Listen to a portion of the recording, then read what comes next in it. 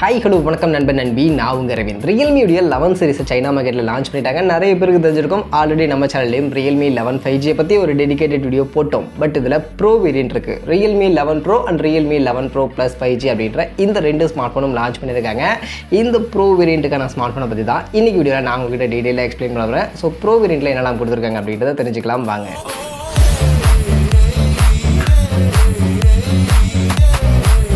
So first இந்த pro variant Realme 11 Pro சீரிஸுடைய design and லுக்குன்னு பார்த்தீங்கன்னா 11 5G மாதிரி தான். அந்த பெரிய சர்க்குலர் ஷேப்க்கான கேமரா மாடல், ஆஹா இவ்வளோ பெரிய கேமராவா அப்படின்ற மாதிரியான ஒரு பெரிய கேமரா மாடல் அப்படின்றது கொடுத்துருக்காங்க. மற்றபடி கலர் ஆப்ஷனில் பார்த்தீங்கன்னா இங்கே பிளாக், ஒயிட் அண்ட் க்ரீன் அப்படின்ற மாதிரியான ஒரு 3 கலர் ஆப்ஷன் இங்கே இந்த ஸ்மார்ட் ஃபோனில் கொடுத்துருக்காங்க. அண்ட் மிடில் ஒரு லைன் பேட்டர்ன் மாதிரி ஒரு டிசைன் இங்கே கொடுத்துருக்காங்க. ஸோ அவ்வளோதான் இந்த 11க்கும் 11 ப்ரோவுக்கும் இருக்கக்கூடிய வித்தியாசம். மற்றபடி இந்த லுக் உங்களுக்கு பிடிச்சிருக்கான்னு சொல்லுங்கள். ஏன்னா நிறைய பேர் Realme 11 5G லுக்கு எனக்கு அந்த அளவுக்கு பிடிக்கலப்பா அப்படின்ற மாதிரியுமே சொல்லியிருந்தீங்க. ஸோ இந்த லுக் உங்களுக்கு பிடிச்சிருக்கா அப்படின்றத கமெண்ட்ஸ் சொல்லுங்க. மற்றபடி ஸ்பெக்ஸ்னு பார்த்தோம்னா இங்கே டிஸ்பிளே 6.7 இன்ச்சஸ்க்கான சைஸில் 120 ஹெர்ட்ஸ்க்கான ஒரு கர்வ்டு AMOLED பேனலுக்கான டிஸ்பிளே எடுத்து வந்திருக்காங்க. ஸோ இந்த வாட்டி ப்ரோ அண்ட் ப்ரோ ப்ளஸ் ரெண்டுத்துலையுமே கர்வ்டு AMOLED டிஸ்பிளே அப்படின்றது யூஸ் பண்ணியிருக்காங்க. மற்றபடி ரெஃப்ரெஷ் ரேட்லாம் 120 ஹெர்ட்ஸ்க்கான ரெஃப்ரெஷ் ரேட் தான் கொடுத்துருக்காங்க.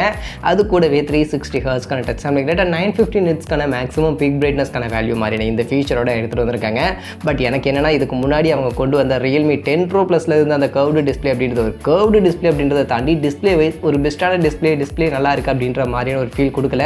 ஸோ அதை கொஞ்சம் கான்சன்ட்ரேட் பண்ணி இந்த 11 Pro ப்ளஸ்க்கான டிஸ்பிளேவை அவங்க கொஞ்சம் குவாலிட்டியாக கொடுத்தாங்கன்னா நல்லாயிருக்கும் அப்படின்னு நான் நினைக்கிறேன். மற்றபடி ஃபீச்சர் இதுதான்.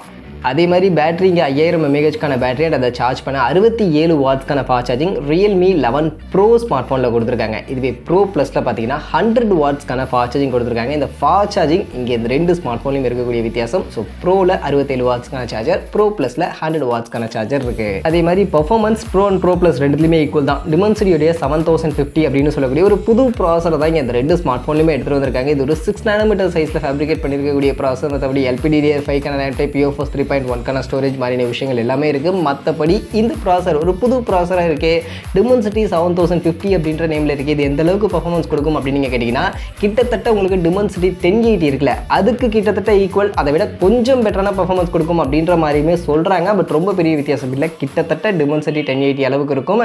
ஸ்னாப்ட்ராகனில் பார்த்தீங்கன்னா 778G இருக்குல்ல, ஸோ அது அளவுக்கான ஒரு பர்ஃபார்மன்ஸ் கொடுக்கக்கூடிய ஒரு ப்ராசரை தான் இந்த Dimensity 7050 அப்படின்னு சொல்லக்கூடிய இந்த ப்ராசர் இருக்குது.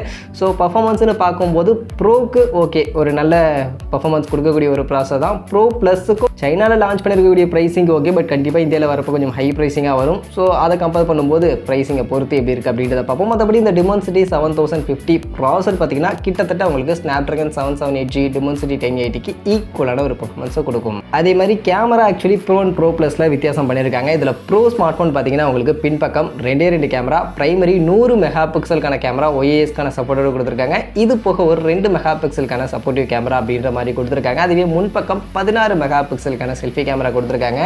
அண்ட் அதுவே ப்ரோ ப்ளஸ் Realme 11 Pro ப்ளஸில் பார்த்தீங்கன்னா இங்கே ஆக்சுவலி பின்பக்கம் 3 கேமரா இருக்குது. பிரைமரி 200 மெகாபிக்சலுக்கான கேமரா, சாம்சங்கோட HP3 அப்படின்னு சொல்லக்கூடிய இந்த சென்சார் பேக் பண்ணி கொடுத்துருக்காங்க. இதுலேயும் நமக்கு ஆப்டிக்கல் இமேஜ் ஸ்டெபிலைசேஷனுக்கான சப்போர்ட் அப்படின்றது இருக்குது. இது கூட 8 மெகாபிக்சல் அல்ட்ராவைட், 2 மெகாபிக்சல் மேக்ரோ அப்படின்றது கொடுத்துருக்காங்க. ஸோ 8 மெகாபிக்சல் அல்ட்ராவைட் உங்களுக்கு ப்ரோ ப்ளஸில் மட்டும்தான் இருக்குது. அதே மாதிரி முன்பக்கம் செல்ஃபி கேமராவுமே இங்கே இம்ப்ரூவ் பண்ணி 32 மெகாபிக்சலுக்கான செல்ஃபி கேமரா அப்படின்றது எடுத்து வந்திருக்காங்க. ஃபைனலி செல்ஃபி கேமராவை Realme மாற்றிட்டாங்க. So 32 megapixel selfie camera okay நல்லா இருக்குது. அண்ட் பிரைமரி 200 மெகாபிக்சலுக்கான கேமரா அப்படின்றது மெகாபிக்சலை வச்சு கண்டிப்பாக நம்ம எப்போவுமே பர்ஃபார்மன்ஸை கால்குலேட் பண்ண முடியாது. ஸோ பர்ஃபார்மன்ஸும் அதுக்கேற்ற மாதிரி ஒரு பெஸ்ட்டான பர்ஃபார்மன்ஸ் கொடுத்ததுன்னா ஓகே நல்லாயிருக்கும். அதே மாதிரி ப்ரோலையுமே 100 மெகாபிக்சலுக்கான ரியர் கேமரா கொடுத்துருக்காங்க. அதோட பர்ஃபார்மன்ஸும் எப்படி இருக்க போகுதுன்னு தெரியல, ஏன்னா ஒரு புது சென்சராக இருக்குது. ஸோ வெயிட் பண்ணி பார்ப்போம் ரெண்டுத்தோட கேமரா பர்ஃபார்மன்ஸ் எப்படி இருக்குன்னு. மற்றபடி ஃபீச்சர்ஸ் இதுதான் Realme 11 Pro சீரிஸுடைய கேமரா ஃபீச்சர்ஸ். அதே மாதிரி அதர் ஃபீச்சர்ஸ்லாம் காமன் தான். In display finger print scanner, dual speaker, Android 13 மாதிரியான விஷயங்கள் எல்லாம் காமனாக bro and pro plus smart ஃபோனில் கொடுத்துருக்காங்க. அண்ட் ப்ரைஸிங்னு பார்க்கும்போது இங்கே ப்ரோ பார்த்தீங்கன்னா 20000 மாதிரியான ப்ரைஸிங்க்கு 8GB 256GBக்கான வேரியண்ட்டை கொண்டு வந்திருக்காங்க.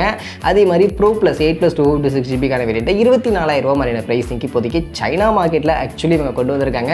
பட் இந்தியன் மார்க்கெட்டுக்கு கொண்டு வரும்போது கண்டிப்பாக இதை விட கொஞ்சம் ஹை ப்ரைஸிங்க்கு தான். ஏன்னா எப்போவுமே சைனா மார்க்கெட்டில் லான்ச் பண்ணுற ப்ரைஸிங்கை விட இந்தியா மார்க்கெட்டில் கொஞ்சம் அதிகமாக தான் கொண்டு வருவாங்க. இங்கே இந்த ஸ்மார்ட் ஃபோனும் நமக்கு Realme 10 Pro மோஸ்ட்லி 20,000 25,000 மாதிரியான ப்ரைஸ் செக்மெண்ட்டுக்கும், ப்ரோ ப்ளஸ் 25,000 30,000 மாதிரியான இந்த ப்ரைஸ் செக்மெண்ட்குள்ளேயும் இந்தியன் மார்க்கெட்டில் மோஸ்ட்லி வரலாம் அப்படின்ற மாதிரி நான் எதிர்பார்க்குறேன். ஸோ அந்த ப்ரைஸிங்க்கு பார்க்கும்போது Realme பர்ஃபார்மன்ஸ் வைஸ் பார்க்கும்போது Realme 11 Pro 25,000 அந்த பர்ஃபார்மன்ஸ் Dimensity 7050 ஓகே, பட் 25,000 மேலே போச்சுன்னா அந்த பர்ஃபார்மன்ஸ் அந்தளவுக்கு ஒர்த்தாக இருக்காது. அதே மாதிரி கேமரா பர்ஃபார்மன்ஸ் எல்லாம் எப்படி இருக்குது அப்படின்றத வெயிட் பண்ணி தான் பார்க்கணும். மெகா பிக்சலை வச்சு கண்டிப்பாக நம்ம முடிவு ரிவ்யூ பண்ண முடியாது. ஸோ அதனால் வெயிட் பண்ணி பார்ப்போம் இந்த ஸ்மார்ட் ஃபோன்ஸுடைய ரியல் பர்ஃபார்மன்ஸ் எப்படி இருக்குது அப்படின்றத. மற்றபடி இந்த Realme 11 Pro சீரிஸ் சைனாவில் லான்ச் பண்ணிருக்கக்கூடிய இந்த ஃபீச்சர்ஸ் அண்ட் இவங்க சைனாவில் செட் பண்ணிருக்கக்கூடிய இந்த ப்ரைஸ் செக்மெண்ட்டை பற்றி நீங்கள் என்ன நினைக்கிறீங்க, அண்ட் இந்தியாவில் என்ன ப்ரைஸ் செக்மெண்ட்டுக்கு இந்த ஸ்மார்ட் ஃபோன்ஸ் வரணும் அப்படின்னு நீங்கள் நினைக்கிறீங்க, அதையும் கமெண்ட் செக்ஷனில் வந்து சொல்லுங்கள்.